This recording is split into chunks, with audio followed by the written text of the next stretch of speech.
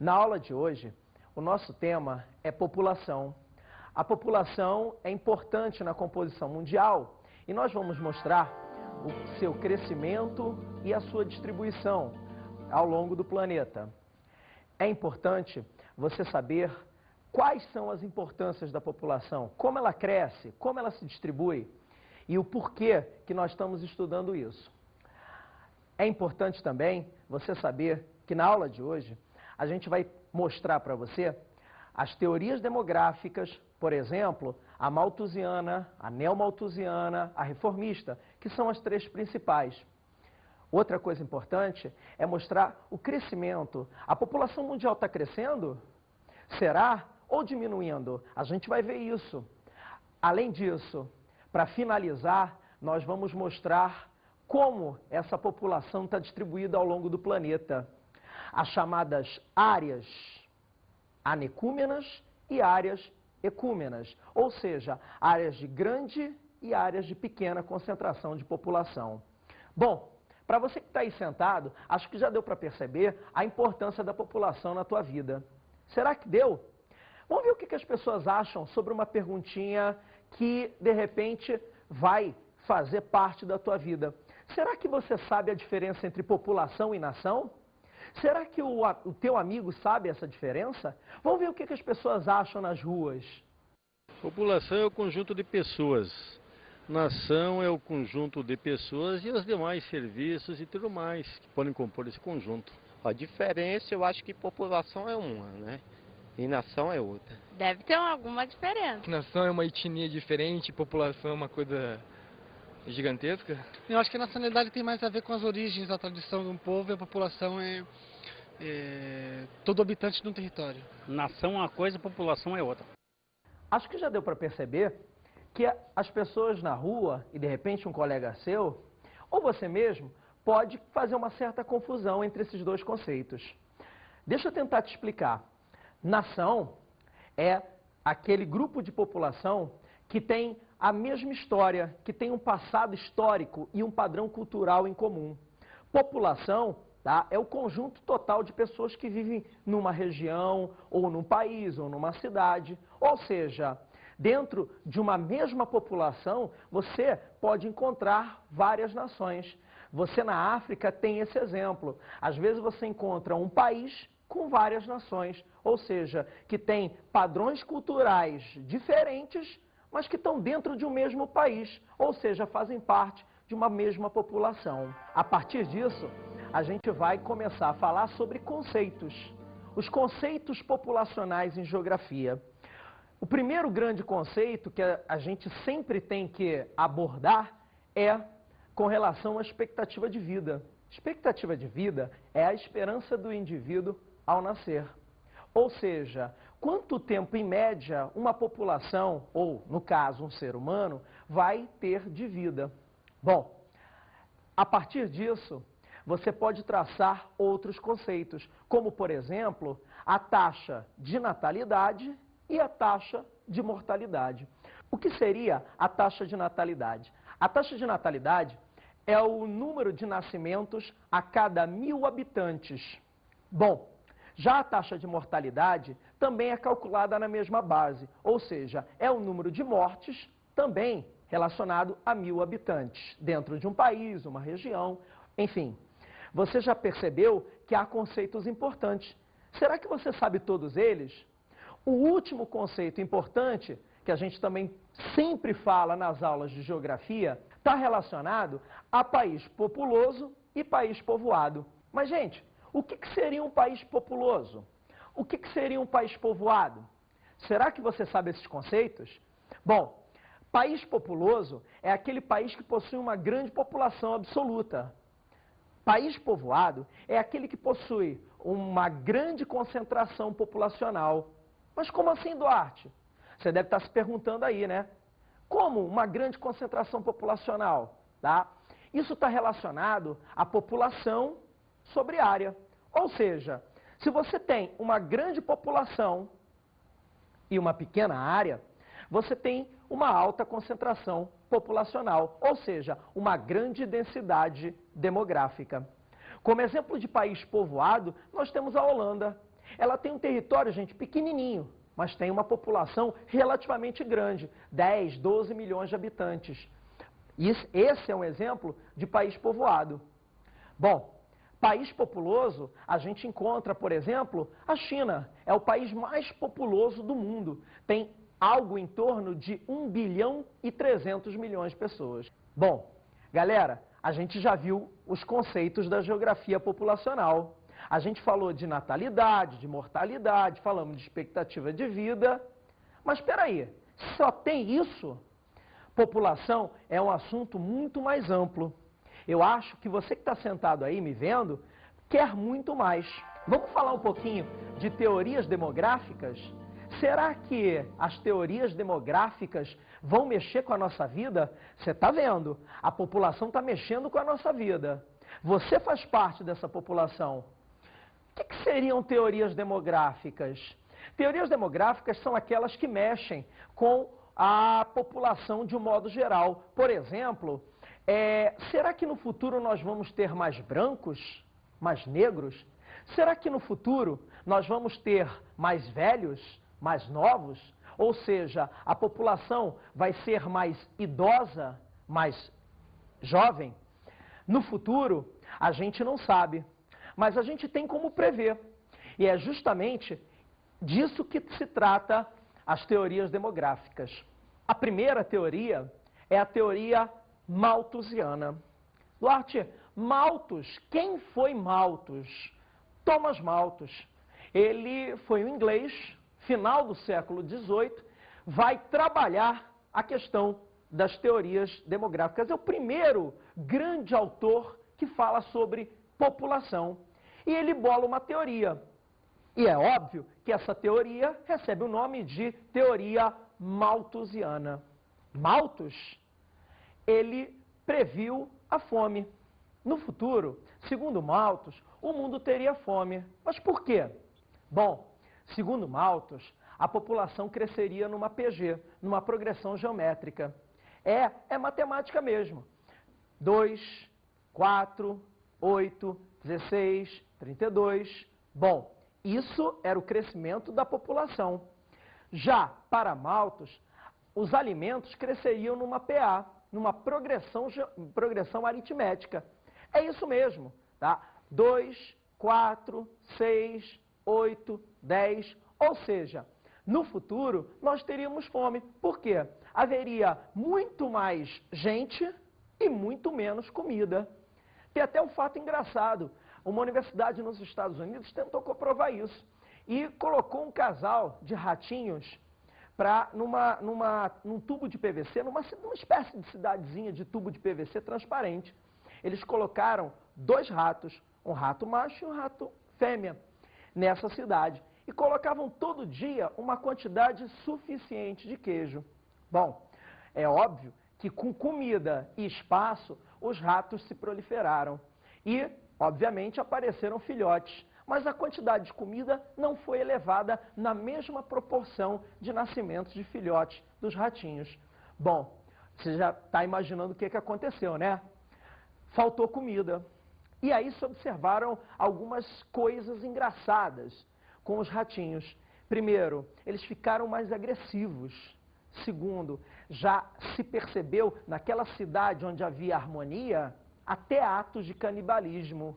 Meu Deus, será que o nosso futuro será esse? Violência, canibalismo? Será que Malthus está certo? Não sei, daqui a pouco a gente fala disso. Mas o Malthus achava isso. No futuro haveria fome. E o que a gente faria para contornar isso? Malthus, ele pregava a abstinência sexual. Pare de transar. Ou, o mínimo possível. Será que no futuro, você conseguiria fazer isso? Abstinência sexual? O outro ponto que Malthus também pregava era a sujeição moral. Ou seja, você até podia fazer filhos, desde que tivesse terras disponíveis. Mas espera aí, será que todo mundo tinha terras disponíveis para fazer filhos? A coisa era muito complicada. Primeiro, porque você não tinha meios de comunicação. Segundo, que nem todo mundo tinha terras. a teoria malthusiana, ela não pegou muito, mas foi importante no momento histórico em que foi formulada. Graças a Deus, Malthus estava errado. Os erros da teoria malthusiana são comprovados por 2 pontos importantes. O primeiro é o aumento da produtividade agrícola. Malthus não pegou a época da mecanização, a época dos adubos, dos fertilizantes, ou seja, a quantidade de comida disponível era muito menor do que se tem hoje em dia. O segundo ponto é a queda ou redução nas taxas de natalidade. Malthus não previa isso. Malthus, na sua época, não tinha, por exemplo, os métodos que se tem hoje em dia, como a camisinha, a pílula anticoncepcional e outros métodos contraceptivos. Bom, Malthus estava errado. Mas será que acabou por aí? Você tem seguidores, os chamados neomalthusianos. É a segunda teoria que você está vendo sobre crescimento populacional. O que diziam os neomalthusianos, gente? Será que algum colega teu já falou disso com você? Os neomalthusianos, eles vão pregar, em primeiro lugar, que as altas taxas de natalidade causam a miséria. Será que é verdade? As altas taxas de natalidade causam a miséria, o subdesenvolvimento? Segundo os neomalthusianos, sim. Bom, eles, na verdade, pregavam o controle populacional. Como assim, Duarte? Eles diziam o seguinte: olha, países pobres, vocês têm que deixar de serem pobres, desde que façam controle de natalidade. É muito fácil, né? Pregar o controle de natalidade para populações que não têm o mínimo de informação possível. Mas os neomalthusianos pregavam isso.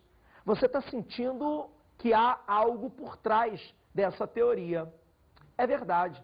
Essa teoria, ela foi proposta nos países mais ricos.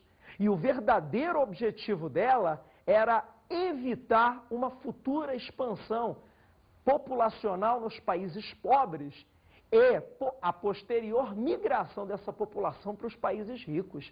Olha como os países ricos pensam: vamos controlar a população dos países pobres. Como? Dizendo que eles são pobres por causa das altas taxas de natalidade. Bom, resumindo, você é pobre porque tem muito filho. Será que isso é verdade? Essa teoria, ela foi composta a partir da Segunda Guerra Mundial. Gente, será que isso tem um fundo de razão? Será que ela é verdadeira? Bom, para responder isso, a gente vai ver uma terceira teoria e última, que é a teoria reformista. Bom, a teoria reformista, ela pega uma nova visão, ela prega um outro conceito, que é exatamente o contrário da teoria neomalthusiana. Ou seja, o que a neomalthusiana falava? Que o país era pobre por causa das altas taxas de natalidade. Você percebeu a maldade? Na verdade, a verdadeira e mais correta teoria é a reformista. As altas taxas de natalidade são, na verdade, uma consequência da pobreza. É exatamente o contrário. Ou seja, as altas taxas de natalidade são uma consequência do subdesenvolvimento. Os países pobres não têm condição de dar um suporte educacional para a sua população. Ou seja, ela não é educada para ter consciência das altas taxas de natalidade e seus problemas. Portanto, se os países mais pobres investissem em educação e a população deixasse de ser mal informada, provavelmente você teria um controle espontâneo, um controle natural das taxas de natalidade. Bom, com isso a gente fecha essa primeira parte da aula. E para dar uma sintetizada, dá uma olhadinha nas frases a respeito do tema. São pensamentos importantes que podem te ajudar a entender melhor o que são as teorias demográficas. À medida que o tapete de escolhas crescentes está sendo desenrolado à nossa frente em centímetros, estará simultaneamente sendo enrolado atrás de nós em metros. E.J. Mission. O penúltimo homem ocidental atolado no último engarrafamento do tráfego e sucumbindo lentamente ao monóxido de carbono, não se regozijará em ouvir do último sobrevivente que o produto nacional bruto elevou-se a uma taxa recorde. John K. Galbraith. Bom, além das teorias demográficas, a segunda parte da aula vai ser sobre o crescimento da população mundial. Quantas pessoas vivem no planeta? Será que você sabe? Mais ou menos hoje, no nosso planeta, o planeta Terra, existem cerca de 6 bilhões de pessoas. 6 ou 6,5. Há uma pequena variação nos números. Essa população, ela está crescendo ou está diminuindo? Bom, atualmente, ela cresce. Ela cresce, mas a tendência de crescimento, ela vem diminuindo, dia após dia, mês após mês, ano após ano. E quais são os motivos dessa queda no crescimento? Veja bem, a população absoluta continua crescendo. O que está diminuindo é o ritmo de crescimento. Quais são os motivos? Será que você sabe? Existe a queda nas taxas de mortalidade. Queda na mortalidade, Duarte? Como? É importante você perceber a melhoria nas condições hospitalares. Mas isso não foi em toda a história do planeta. Isso só se deu a partir, principalmente, da Segunda Guerra Mundial, quando há uma melhora sensível também nas áreas de saneamento básico. Além da melhoria nos hospitais, há uma melhoria sensível nas áreas de saneamento básico, com esgotos, com água tratada, tá? As técnicas hospitalares também são melhoradas, novos remédios aparecem, novos tratamentos aparecem. Isso diminui demais, tá? A taxa de mortalidade. A principal mortalidade a ser combatida hoje em dia, principalmente nos países pobres, é a mortalidade infantil. A mortalidade que vai de 0 a 1 ano de idade. Essa mortalidade é responsável hoje por uma grande parcela de população que morre no planeta a cada dia. Bom, esses foram os motivos da queda nas taxas de mortalidade. Acompanhando a queda da mortalidade, você também tem a queda da natalidade. A queda nas taxas de natalidade, ela se deve a alguns fatores. Acompanha comigo. O primeiro fator é o custo de criação de um filho. Um filho hoje em dia é caro. Você deve estar aí. De repente você tem um irmão. Você de repente tem um sobrinho. Será que esse sobrinho custa caro? É claro, você nunca vai analisar quanto vale um filho. Você nunca vai analisar quanto vale um sobrinho, um parente qualquer. Mas ele custa caro. Do nascimento até o momento em que ele começa a trabalhar e se sustentar, esse filho custa muito caro. E esse, sem dúvida, é um fator que vem diminuindo aí, né, as taxas de natalidade. Um outro fator também é, tá, o acesso a métodos anticoncepcionais. Por exemplo, a pílula, a camisinha, e outros métodos anticoncepcionais bastante divulgados, tá, e praticados pela população mundial. E provocou uma redução também, tá, através da AIDS. A AIDS, a doença, né, do final do século XX, início do XXI, tá, ajudou nessa redução da taxa de natalidade, já que a pessoa, ao colocar a camisinha para se prevenir contra a AIDS, acaba também reduzindo as chances de engravidar. Tem um terceiro ponto, é o trabalho feminino. Ele é importante hoje dentro do cenário mundial.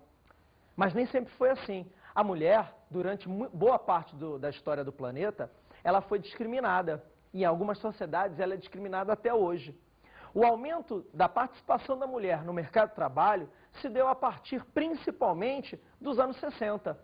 Você sabe qual é o movimento que deu origem a isso? O nome desse movimento é o feminismo. O feminismo ajudou bastante na inserção da mulher no mercado de trabalho. Nos países ocidentais, principalmente nos mais desenvolvidos, hoje a mulher já é responsável por cerca de 50% da PEA, da população economicamente ativa. Ou seja, metade da população que trabalha é composta por pessoas do sexo feminino. Será que os homens estão perdendo a vez para as mulheres?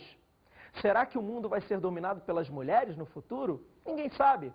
Mas o que se nota é que a mulher está cada vez mais presente dentro do mundo moderno, dentro do mundo contemporâneo. A mulher está cada vez mais ganhando o seu espaço. Isso tem se refletido também na redução das taxas de natalidade. Mas, Duarte, por quê? Você deve estar se perguntando aí. A mulher, nos dias de hoje, essa mulher ativa, essa mulher que trabalha, ela tem menos tempo para cuidar dos filhos. Ela tem menos tempo, tá, para tomar conta desse filho. Por isso, o sentimento materno, também associado às necessidades da vida cotidiana, por exemplo, dentro de um emprego, seria praticamente impossível hoje a mulher ter mais de 3, 4, 5 filhos. No emprego, hoje, a mulher ela tem que conter um pouco a gravidez, o número de filhos que quer ter. Por quê? As necessidades do emprego, às vezes, contrabalançam com o desejo materno. Isso vem diminuindo demais as taxas de natalidade. Você percebeu? Primeiro eu falei de queda nas taxas de mortalidade. Logo após a Segunda Guerra Mundial, principalmente, descoberta de novos tratamentos, a descoberta de novos remédios, por exemplo, esgoto, saneamento básico, isso diminuiu a mortalidade.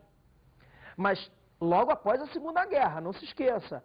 Mas a taxa de natalidade, ela permaneceu praticamente intocada, principalmente nos países mais pobres.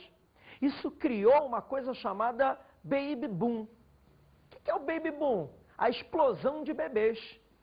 Durante os anos 50, principalmente, com a mortalidade em baixa e a natalidade num nível mais alto, criou-se a ideia de que haveria a explosão de bebês no planeta, ou seja, um crescimento incontrolável da população mundial.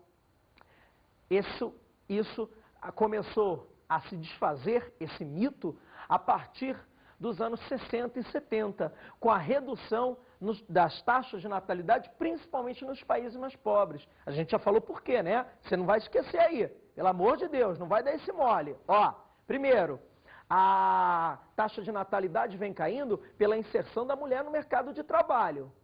Segundo, tá? Você tem o custo de criação de um filho. Ó, cuidado, hein? Cuidado antes de fazer filho por aí. E o terceiro, acesso a métodos anticoncepcionais. Pílula, camisinha, o DIU, a esterilização em massa. Você sabe que existem países, por exemplo, como a China, que ainda praticam essas campanhas de esterilização em massa e controlam a população, o crescimento populacional. Aliás, o governo chinês é um exemplo da teoria neomalthusiana, aquela que acredita que só vai acabar com a miséria a partir do controle populacional. Na China, por exemplo, você tem o governo custeando as famílias que têm poucos filhos. Ou seja, você tem privilégios se tiver poucos filhos na China. Isso faz parte, lembra daquela história de teoria neomalthusiana? Faz parte daquilo. Bom, tem um outro ponto que é importante. Será que você vai adivinhar? Esse ponto, que também ajuda na redução da natalidade, principalmente nos últimos 30 anos, é um ponto super discutido na sociedade moderna. É um ponto, tá, que é delicado, é um chamado tabu. É o aborto. Aborto? Como assim? Você sabia que no Brasil, hoje, eu estou falando do tempo atual, se praticam cerca de 600 mil casos de abortos, é a estimativa, por ano? 600 mil, tá? É muito bebê morrendo. É claro que a gente não vai entrar nessa discussão. Agora, é também um fator que contribui para a redução das taxas de natalidade. Toma cuidado, né, com essa história de aborto. Agora, na aula, você pode escrever. Na hora da prova, você pode colocar lá. Aborto é, sim, um dos pontos que contribui para a redução das taxas de natalidade nos últimos 30 anos. Você já entendeu essa história de crescimento, né? Você não vai perdendo as contas aí, não. Primeiro, a gente falou das teorias demográficas. Conta comigo. Malthusiana, neomalthusiana e reformista. Segundo, a gente falou dos motivos da taxa de natalidade, taxa de mortalidade, que levam hoje a uma redução no ritmo de crescimento. Será que no futuro a população do planeta vai parar de crescer? Não sei, quem sabe. Agora, para contextualizar toda essa parte da aula, a gente trouxe para você uma música muito importante dentro da música popular brasileira, de um autor muito famoso, Milton Nascimento. O nome da música é Maria Maria. Fala do papel da mulher na sociedade de hoje. Fala do papel da mulher como guerreira, como mãe e como trabalhadora, hoje dentro da sociedade, não só brasileira, mas do mundo todo. Presta atenção na letra, escuta, vê se você consegue entender como a mulher hoje faz parte da vida do ser humano e do mundo planeta Terra. Maria, Maria, é um dom, uma certa magia, uma força que nos alerta, uma mulher que merece viver e amar como outra qualquer do planeta. Maria, Maria, é o som, é a dor, é o suor, é a dose mais forte e lenta de uma gente que ri quando deve chorar e não vive, apenas aguenta.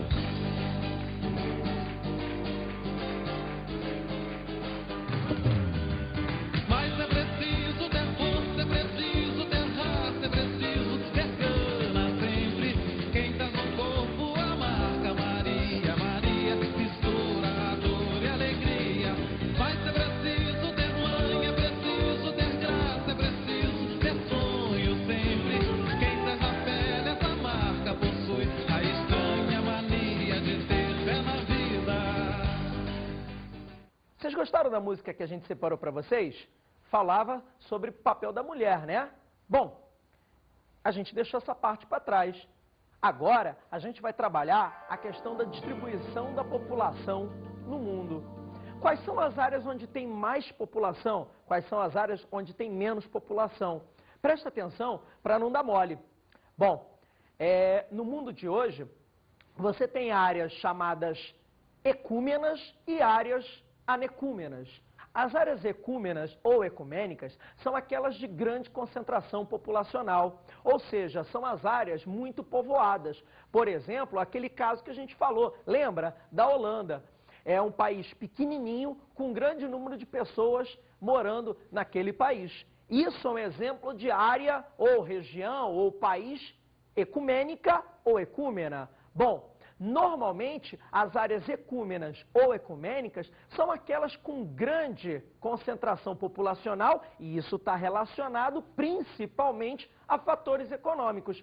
Duarte, me dá um exemplo de fator econômico que atrai essa população? Por exemplo, altos salários.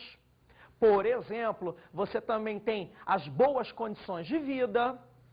Bom, são exemplos de fatores que atraem população. Quem é que não quer ganhar um bom salário? Quem é que não quer, por exemplo, ter uma boa qualidade de vida? Um plano de saúde, né, uma rua asfaltada, uma boa casa para morar? Todos nós queremos isso. Isso é um fator que atrai população e faz com que essas áreas ecumênicas sejam de grande concentração populacional. Não esquece, sempre associada a fatores econômicos. Tá? Como exemplo de áreas ecumênicas no planeta, nós temos algumas. A Europa Ocidental, os Estados Unidos, o Canadá, são exemplos de países ou regiões que atraem muitas pessoas pelas boas condições de vida ou, de repente, pelos altos salários. O Japão, lá na Ásia, é um outro exemplo de área que também é uma área ecumênica. Na atualidade, uma região que vem atraindo muitas pessoas é a chamada Oceania. Nova Zelândia e principalmente a Austrália. As boas universidades têm atraído muitos estudantes. A facilidade, por exemplo, também do uso do inglês. O inglês, como você sabe, é a língua hoje universal. É a língua que você tem hoje para negócios no mundo todo. E a Austrália, uma ex-colônia da Inglaterra, falam inglês. Os australianos falam inglês. Ou seja, isso tem atraído muitos estudantes. Boa qualidade de vida, boas universidades, o uso do inglês. Então, é uma região que vem atraindo muita população hoje em dia, sem contar as que eu já falei, as tradicionais. Por exemplo, Europa, por exemplo, Estados Unidos, Canadá. Gravou aí? Fatores econômicos sempre atraindo população. Áreas ecúmenas, grande concentração de população. Agora, não só tem áreas ecúmenas no planeta, tem as anecúmenas ou anecumênicas. Gravou? Anecúmenas ou anecumênicas. O que é isso? São as áreas de baixa concentração populacional. Mas o que torna uma área pouco povoada?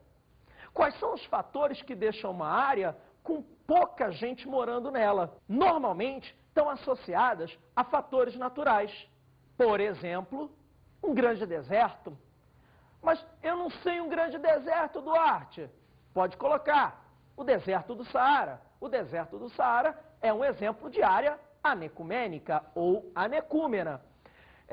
Baixa densidade demográfica. Você, às vezes, no deserto do Saara, anda quilômetros e quilômetros sem encontrar uma única pessoa. É um indicativo, né, de baixa densidade demográfica. Pouca gente morando ali, naquela região, naquela área ou naquele país. Área anecumênica. Mas só tem deserto como exemplo de área anecumênica? Não. Uma outra área é a área ligada aos polos. Tanto o Polo Norte quanto o Polo Sul. Você já sabe, né? Eu acho que você já entendeu por que também é uma área anecúmena. Uma área de baixa densidade demográfica. Tanto o Polo Norte quanto o Polo Sul são áreas muito geladas. São áreas que apresentam temperaturas muito baixas. Isso faz com que a população se afaste dessas áreas. Por quê? As condições de vida são muito difíceis. Primeiro, pouca acessibilidade à água, porque a água normalmente está em forma de gelo, congelada. Então fica difícil ter água potável. Segundo, agricultura. Como é que eu vou plantar alguma coisa numa região que é extremamente gelada, como, por exemplo, o Polo Norte ou o Polo Sul, onde você tem um inverno de longa duração? E terceiro, a pecuária. Como é que eu vou criar alguns animais nessas condições? Isso afasta a população, isso deixa a população, né, longe dessas áreas. É uma outra, né, opção para áreas anecúmenas. Terceira área anecúmena. Você pode colocar o alto das grandes montanhas, das grandes cadeias montanhosas. Me dá um exemplo, o Himalaia. O Himalaia, na Ásia, na divisa normal ali entre Índia e China, é um exemplo de área anecumênica. Uma área que não concentra a população. Por quê? É muito frio também. É uma área, né, onde as temperaturas são muito baixas. Não se esqueça da aula de clima. Quanto mais alto, mais frio. Tá? As altas cadeias de montanhas, como o Himalaia, os Alpes e outras, são áreas de baixa concentração populacional. Para terminar, uma outra área que também é sinônimo de baixa concentração populacional são as áreas ligadas a florestas. Como assim? Por exemplo, florestas densas e fechadas, que não permitem normalmente a penetração das pessoas. Por exemplo, a floresta amazônica, por exemplo, as matas no centro da África, as florestas, né, do centro africano, tá? São matas densas e fechadas. Você, por exemplo, se for para a Amazônia, já foi na Amazônia? Engraçado, né? A gente mora no Brasil, a gente normalmente não conhece o Brasil. Mas se você for para a Amazônia, você vai ver, tá, que é um grande vazio demográfico. Por quê? Tem deserto? Não. É uma área gelada? Também não. É uma área onde você tem uma grande floresta de difícil penetração, tornando essa área também anecumênica. Bom, gravou? Áreas ecumênicas, fatores econômicos. Áreas anecumênicas, fatores naturais. Legal. Vamos então agora às dicas de estudo?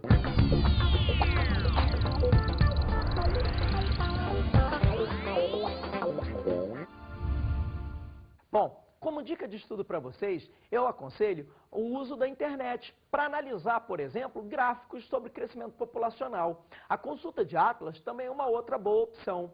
E uma terceira é a análise de livros de segundo grau, que mostram a diferença entre as teorias demográficas. Gente, foi um prazer estar com vocês. Tchau, até a próxima. Professor Duarte, um abraço.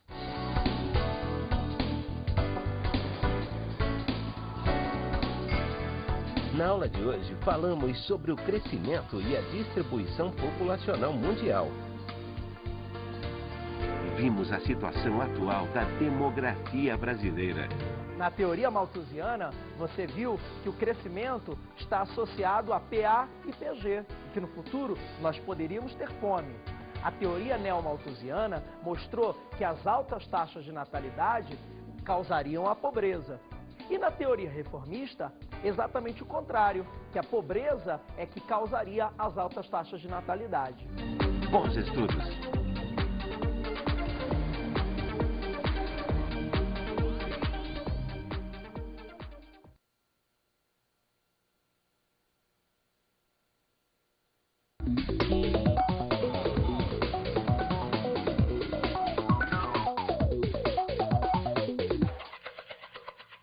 Olá, colega. Como dica para a sua aula, a gente pode falar a respeito da colocação dela em forma de tópicos. Ou seja, você colocar no quadro os principais tópicos a respeito do crescimento e distribuição da população mundial. Além disso, o auxílio do mapa é uma outra boa dica que, de repente, pode enriquecer a sua aula. Como sugestão, é claro, tá? Um grande abraço, professor Duarte. Valeu!